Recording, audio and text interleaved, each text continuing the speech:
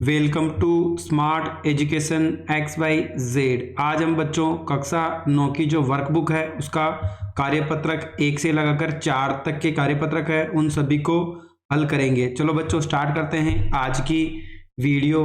तो बच्चों आज का जो हमारा कार्यपत्रक है 1 है, उसके अंदर जो हमारा पहला पार्ट है विज्ञान का, उसका नाम है हमारे आसपास के पदार्थ। तो बच्चों इसके अंदर हमें पदार्थ की जो भौतिक अवस्थाएं हैं उनके बारे में जानना है। पहला क्वेश्चन है बच्चों इसका, प्रकृति में कौन कौन से पंच तत्व है। तो बच्चों हमें बताना है कि प्रकृति में कौन कौन से 5 तत्व है जो पाए जाते हैं। तो बच्चों पहला हो जाएगा वायु, अग्नि, जल, पृथ्वी और आकाश। ये पांचों क्या है बच्चों, हमारे पंच तत्व है जो प्रकृति में पाए जाते हैं। दूसरा क्वेश्चन है बच्चों, पदार्थ के कण कौन सी ऊर्जा के कारण गतिशील रहते हैं। तो बच्चों हमने पदार्थ के गुण पढ़े थे, उसमें पढ़ा था कि पदार्थ के कण निरंतर गतिशील रहते हैं, यानी उनके अंदर एक ऊर्जा पाई जाती है बच्चों जिसको हम गतिज ऊर्जा कहते हैं, जिसके कारण कण जो भी होते हैं वो हमेशा निरंतर गतिशील रहते हैं, यानी गति करते रहते हैं। अगला है, कमरे के एक कोने में अगरबत्ती जलाने पर पूरे कमरे में सुगंध का फैलना कौन सी प्रक्रिया का उदाहरण है। यानी अगर हमने बंद कमरा है उसके अंदर एक अगरबत्ती जलाई तो उसकी जो खुशबू होती है यानी उसकी जो सुगंध है वो पूरे कमरे में फैल जाती है। तो बच्चों ये विसरण प्रक्रिया है जिसके द्वारा ही अगरबत्ती की जो सुगंध होती है वो पूरे कमरे में फैल जाती है। इसको हम विसरण विधि के नाम से जानते हैं। अगला क्वेश्चन है बच्चों, पदार्थ अत्यंत छोटे छोटे खाली स्थान से मिलकर बना है। तो बच्चों पदार्थ किससे मिलकर बना है, छोटे छोटे कणों से मिलकर बना है। अगला बच्चों क्वेश्चन नंबर 5, अवसादन से आप क्या समझते हैं। तो किसी तरल में मौजूद भारी कणों का नीचे तली में बैठना एवं हल्के कणों का तरल में ऊपर की तरफ तैरना की जो घटना होती है बच्चों वो क्या कहलाती है, अवसादन कहलाती है। यानी जो भी कण हल्के होते हैं वो तो ऊपर की ओर आ जाते हैं यानी पानी के ऊपर तैरने लग जाते हैं, जो भारी कण होते हैं वो उसकी तली में बैठ जाते हैं। जैसे बच्चों अपने पास कोई पानी का बर्तन है, अगर हम क्या करेंगे उसके अंदर पत्थर डालेंगे तो पत्थर क्या होता है, भारी होता है, तो वो उसके पैंदे में जाके चिपक जाएगा। जबकि बच्चों अगर हमने कोई हल्की चीज यानी लकड़ी का टुकड़ा है बिल्कुल छोटा सा, अगर उसको पानी के ऊपर रखा तो बच्चों पानी में हमेशा तैरने लगेगा। यानी जो हल्की वस्तुएं होती है वो पानी के ऊपर तैरने लगती है यानी तरल के ऊपर, और जो वस्तुएं भारी होती है वो उसके पैंदे में जाके बैठ जाती है। तो बच्चों इस प्रक्रिया को हम अवसादन के नाम से जानते हैं। अगला है बच्चों, आटे में उपस्थित सूक्ष्म अशुद्धियों को छलनी से छानकर पृथक किया जाता है। पृथक्करण की इस विधि को किस नाम से जाना जाता है।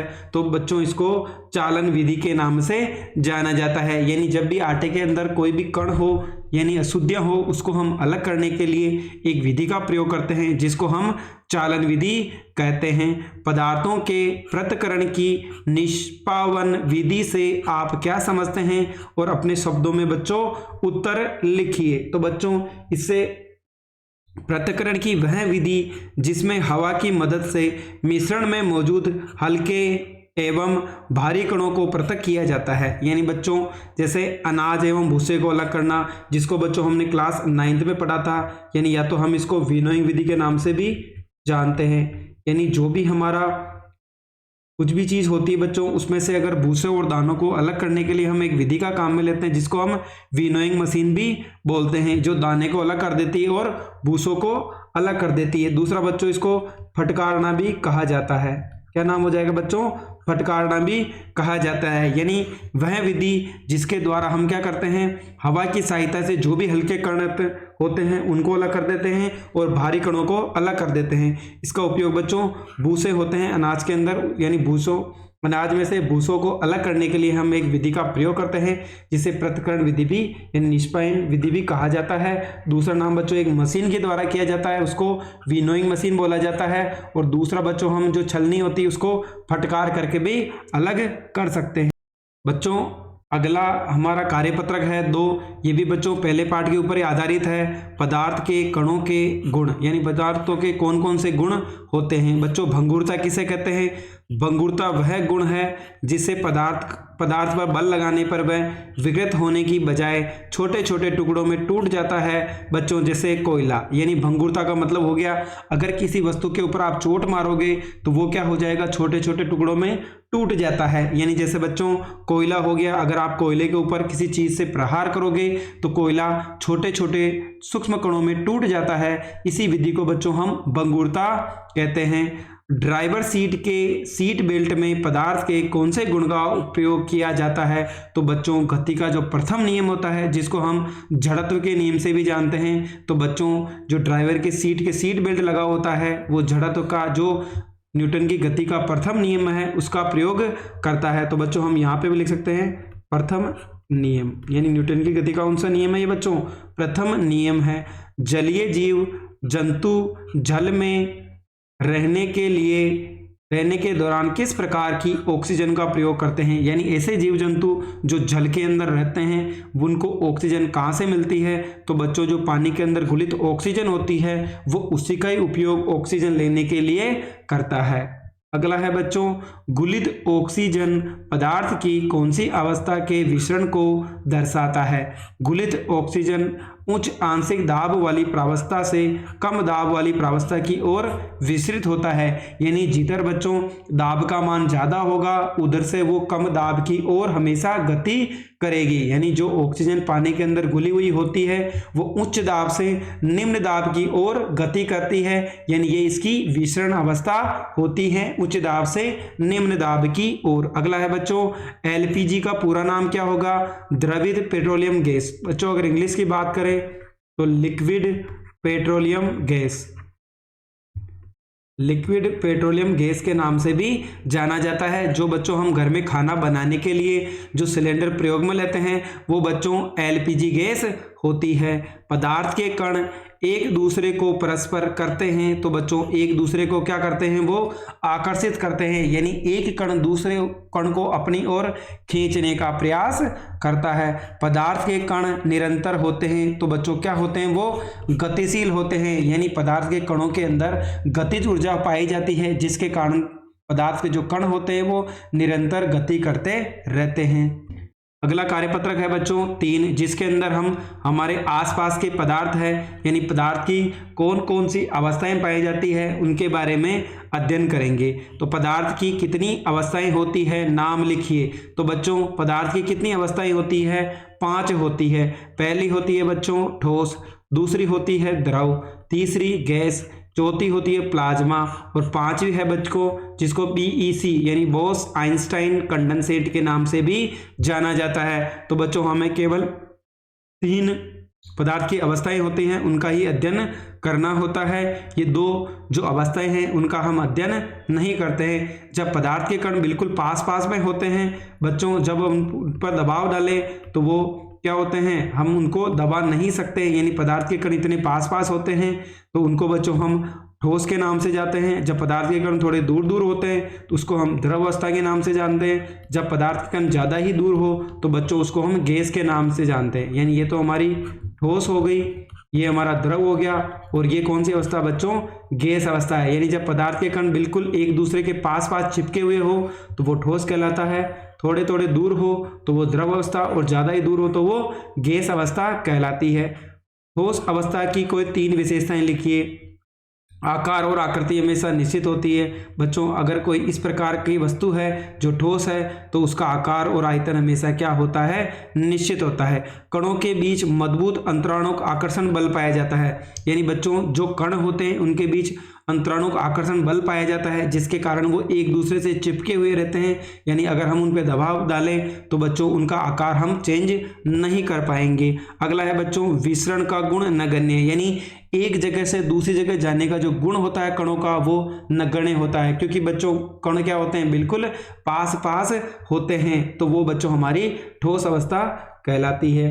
अगला है बच्चों, अगला है हमारे पास वह तापमान जिस पर ठोस पिघल कर द्रव अवस्था में बदल जाता है, तो बच्चों उसको क्या कहते हैं, उसको हम कहते हैं गलनांक कहते हैं। यानी ठोस अवस्था से द्रव अवस्था में बदलना क्या कहलाता है बच्चों, हमारा गलनांक कहलाता है। जैसे बर्फ है बच्चों, तो वो 0 डिग्री पे अगर आप 0 डिग्री उसका टेम्परेचर हो जाएगा तो बच्चों ठोस किस में बदल जाता है, द्रव में। यानी जो हमारी बर्फ होगी वो किस में परिवर्तित हो जाएगी, पानी में परिवर्तित हो जाती है। वायुमंडलीय दाब पर वह तापमान जिस पर द्रव उबलने लगता है उसको क्या कहते हैं बच्चों। यानी जब भी अगर आप द्रव को गर्म करोगे तो वो भाप बनकर उठने लगता है, तो बच्चों द्रव का गैस में बदलना क्या कहलाता है, हमारा क्वथनांक कहलाता है। क्या नाम हो जाएगा बच्चों, क्वथनांक कहलाता है।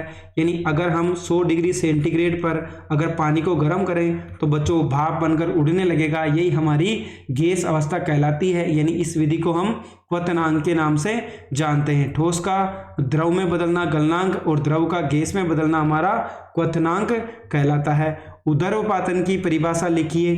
किसी ठोस पदार्थ को गर्म करने पर उसका ठोस से सीधा गैस में बदलना और बच्चों गैस से सीधा वापस ठोस में बदलने की जो प्रक्रिया होती है हम उसको ऊर्ध्वपातन के नाम से जानते हैं। यानी बच्चों ठोस द्रव में ना बदल करके सीधा किस में बदल जाता है, गैस, और गैस से वापस किस में बदल जाता है, वो ठोस में। जो ये प्रक्रिया होती है पूरी, इसको हम ऊर्ध्वपातन के नाम से जानते हैं। बच्चों अभी अर्धवार्षिक के अंदर ये क्वेश्चंस आया था, शुष्क बर्फ का सूत्र लिखो। तो बच्चों ठोस CO2 यानी जो ठोस कार्बन डाइऑक्साइड गैस होती है, CO2 का मतलब हो गया बच्चों कार्बन डाइऑक्साइड गैस। जो बच्चों ठोस कार्बन डाइऑक्साइड गैस होती है उसको हम शुष्क बर्फ के नाम से भी जानते हैं। बर्फ को फ्रिज से बाहर निकालने पर पिघल जाता है, ऐसा किस उष्मा के कारण होता है। तो बच्चों ये संगलन की गुप्त उष्मा के कारण होता है। बर्फ अणुओं की गतिज ऊर्जा बढ़ जाने के कारण या संगलन की गुप्त उष्मा के कारण जो बर्फ होता है वो फ्रिज से बाहर निकालने पे ही बच्चों पिघल जाता है। यानी संगलन की गुप्त उष्मा के कारण बर्फ किस में बदल जाता है, पानी में। अगला है बच्चों कार्यपत्रक 4 जो आज का अंतिम कार्यपत्रक है। चलो एक बार इसके बारे में भी डिस्कस कर लेते हैं। हमारा है हमारे आसपास के पदार्थ, ये हमारा अध्याय का नाम है बच्चों। अगला है हमारा जो महत्वपूर्ण बिंदु है वाष्पीकरण। बर्फ से भरी पानी की बोतल के बाहरी सतह पर जल की बूंदों दिखाई देती है, तो इसका कारण स्पष्ट कीजिए। यानी जो पानी की बोतल है अगर आपने फ्रिज के अंदर रख दी तो बाहर हमें पानी की कुछ बूंदें दिखाई देती है, तो इसका कारण क्या है। तो ऐसा इसलिए होता है क्योंकि वायुमंडल में मौजूद वाष्प बोतल की ठंडी सतह के संपर्क में आकर संघनित होकर जल की छोटी छोटी बूंदों के रूप में सतह पर जम जाती है। यानी बच्चों जैसे ही वो क्या करेगा, जो हमारा वायुमंडल में वाष्प होती है उसके संपर्क में आती है और बोतल के अंदर ठंडा पानी है, तो बच्चों क्या होगा, वो जो पानी की जो छोटी छोटी बूंदें होती है वो हमें दिखाई देने लगती है। तो बच्चों अगला है पदार्थ की कोई 2 विशेषताएं लिखिए। तो बच्चों पदार्थ सूक्ष्म कणों से मिलकर बने होते हैं। पदार्थ के कण निरंतर गतिशील होते हैं। यानी पदार्थ छोटे छोटे कणों से मिलकर बना होता है और पदार्थ के कण हमेशा गतिशील होते हैं क्योंकि इनके अंदर गतिज ऊर्जा पाई जाती है। क्या कारण है कि गर्मियों के दिनों में सूती कपड़े पहनने की सलाह दी जाती है। यानी गर्मियों में हम सूती कपड़े क्यों पहनते हैं, क्योंकि बच्चों सूती वस्त्र जल के अच्छे अवशोषक होते हैं, यानी जल का आसानी से अवशोषण कर लेते हैं, अतः पसीने को तेजी से वाष्पित करके शरीर को ठंडक पहुंचाने का कार्य करते हैं। यानी जो सूती वस्त्र होते हैं बच्चों वो क्या करते हैं, जल के अच्छे अवशोषक, यानी जो भी गर्मी हमारा जो पसीना निकलता है उसका अवशोषण कर लेते हैं, यानी सोख लेते हैं, जिसके कारण हमारे शरीर के अंदर ठंड का एहसास पहुंचता है। गुब्बारे को धूप में रखने पर वह फट जाता है, ऐसा किस कारण होता है, कारण स्पष्ट कीजिए। गुब्बारे को धूप में रखने पर वह ऊष्मा को अवशोषित कर लेता है। यानी बच्चों जैसे ही वो धूप में जाएगा जो वातावरण की जितनी भी ऊष्मा होगी उसका अवशोषण कर लेगा, जिससे गुब्बारे में भरी गैस के कण तेजी से दीवारों पर दबाव डालेंगे। यानी जैसे ही उसको ऊष्मा मिलेगी तो बच्चों गुब्बारे के अंदर जो गैस होती है वो क्या करेगी, जो गुब्बारे की दीवारें हैं उनके ऊपर अपना दबाव डालेगी, जिसके कारण जो गुब्बारा होता है बच्चों वो क्या हो जाता है, फट जाता है। क्योंकि दबाव ज़्यादा बढ़ने पर गुब्बारा क्या हो जाएगा, ज़्यादा फूल जाएगा, दीवारों पे ज़्यादा दबाव लगेगा, जिसके कारण वो फट जाता है। आज का अंतिम सवाल है, नीचे दिए गए चित्र में तीर द्वारा इंकित भागों के नाम लिखिए।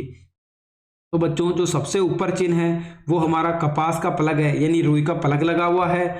उसके बाद है बच्चों उल्टा कीप, यानी जो कीप लगा हुआ है वो क्या है बच्चों, उल्टा रख रखा है। और यहाँ पे बच्चों ये जो हमें दाने दिख रहे हैं इसको हम ठोस NH4Cl यानी अमोनियम क्लोराइड के टुकड़े हैं। ये किसके बच्चों, अमोनियम क्लोराइड। NH4Cl क्या होता है बच्चों, अमोनियम क्लोराइड के टुकड़े हैं। इधर है बच्चों NH4Cl की वाष्प यानी अमोनियम क्लोराइड की क्या है ये बच्चों, वाष्प है। और ये जो हमें पदार्थ दिख रहा है इसको बोलते हैं हम बच्चों व्यंजन, यानी कुछ भोजन है जो हम पका रहे हैं। ये बच्चों हमारा क्या है, एक स्टैंड है। और ये हमारा क्या हो जाएगा बच्चों, बर्नर होगा जिसकी सहायता से हम किसी भोजन को पका रहे हैं। तो बच्चों ये हमारा जो पार्ट नंबर 1 है यानी हमारे आसपास के पदार्थ, उसके जो 4 कार्यपत्रक थे उनको हमने डिस्कस किया। अगर आपको हमारी मेहनत पसंद आई हो तो चैनल को लाइक करें, सब्सक्राइब करें और अपने दोस्तों के साथ भी शेयर करें। Thank you so much.